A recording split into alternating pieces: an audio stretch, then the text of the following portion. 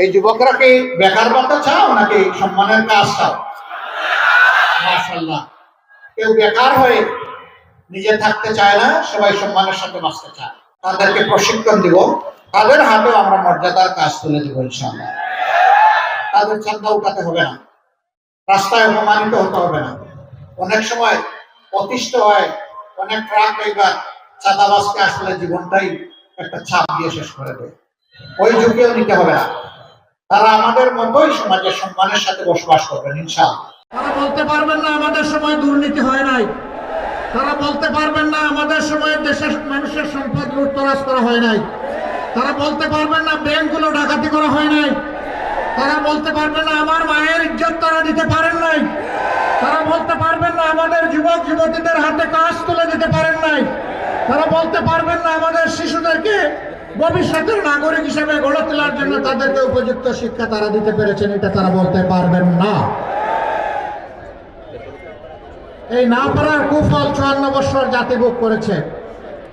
আপনারা কি চান সেই পুরানা বস্তা পচা যে সামাজিক ব্যবস্থা ছিল, যে রাজনীতি ছিল 54 বছর, তাই দিয়ে আবার নতুন করে বাংলাদেশ চলবে? এটাকে আপনারা চান? আপনারা তার পরিবর্তন চান? আমরা এসেছি পরিবর্তনের আওয়াজ দিয়ে। আজ আমাদের সাথে আছে বাংলাদেশের আপামর যুব সমাজ, আমাদের সাথে আছেন আমাদের মা বোনেরা, আমাদের সাথে আছে শ্রমিক অঙ্গনের আমাদের ভাই বোনেরা, আমাদের সাথে আছে দেশের বঞ্চিত কৃষক শ্রমিকেরা, আমাদের সাথে আছেন সকল পেশার মানুষেরা। অতীতে যারা দেশ শাসন করেছেন, একদিকে দুঃশাসন এবং লুটপাট তারা করেছেন, দুর্নীতি করেছেন, আরেকদিকে তারা জাতিকে টুকরা টুকরা করেছেন। ধর্ম বর্ণের ভিত্তিতে দলে দলে গোষ্ঠীতে গোষ্ঠীতে পাহাড়ে সমতলে বিভিন্ন জায়গায় তারা সংঘাত সৃষ্টি করে জাতিকে তারা মুখোমুখি করে রেখেছিল। আমাদের বার্তা স্পষ্ট, আমাদের এই 11 দলীয় ঐক্যের মানে পক্ষের মানেই হচ্ছে আমরা একটি ঐক্যবদ্ধ বাংলাদেশ। এই বাংলাদেশকে আর আমরা বিভক্ত করতে কাউকে দেব না। বাংলাদেশ দুর্নীতিমুক্ত হোক, এটা আপনারা চান?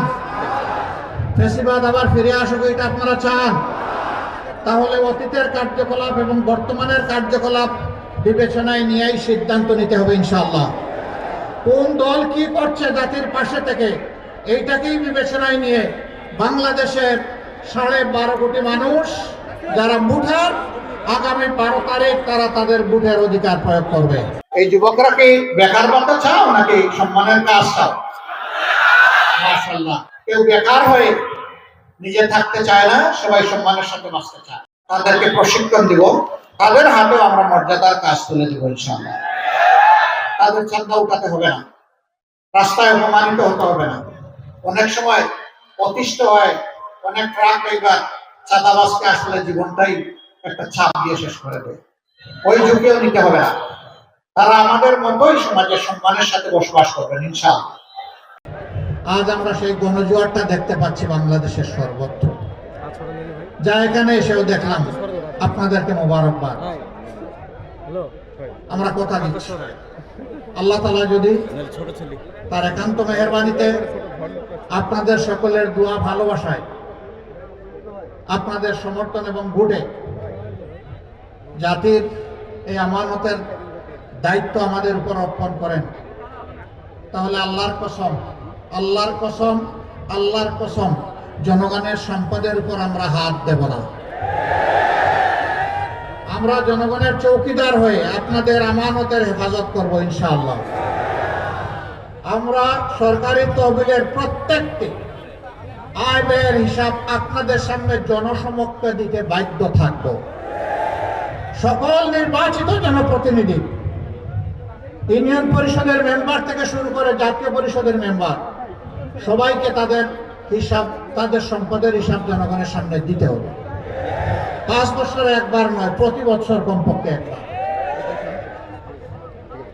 আমাদের দেশের অনেকগুলা সম্পর্ক উজাড় করে ফেলা হয়েছে, নদীগুলাকে খুন করা হয়েছে, মরুভূমিতে পরিণত করা হয়েছে। আপনাদের থেকে পদ্মা দূরে নয়, আমাদের পদ্মার উপর কি জুলুম করা হয়েছে আপনারা দেখেছেন। আল্লাহ তাআলা আমাদেরকে দায়িত্ব দিয়ে প্রথমে আমরা নদীগুলার জীবন ফিরিয়ে আনার চেষ্টা করব। নদী জীবন পেলে আমার মাটি জীবন পাবে, মাটি জীবন পেলে আমার মা জীবন পাবে ইনশাআল্লাহ। আমরা সেই মাটি এবং মানুষের ভালোবাসায় কাজ করে যাব। আপনারা বলবেন, আপনারা যে অতীতের লোকগুলার মতো চুরি চামারি করবেন না, চান্দাবাট্টা উঠাবেন না, লুটতরাজ করবেন না, দুর্নীতি করবেন না, তার প্রমাণটা একটু দিবেন? হ্যাঁ দেব, আলহামদুলিল্লাহ দেব।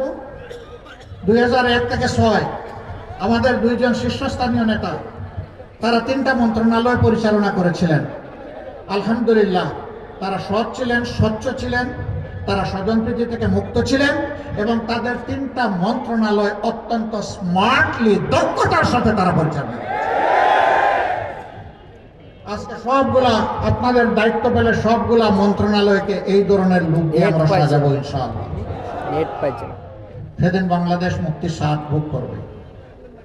আর আমাদের স্পষ্ট বার্তা মা বোনদের প্রতি, যে জাতি তার মা বোনকে সম্মান করতে জানে, আল্লাহ তাআলা সেই জাতিকে সম্মানিত করেন।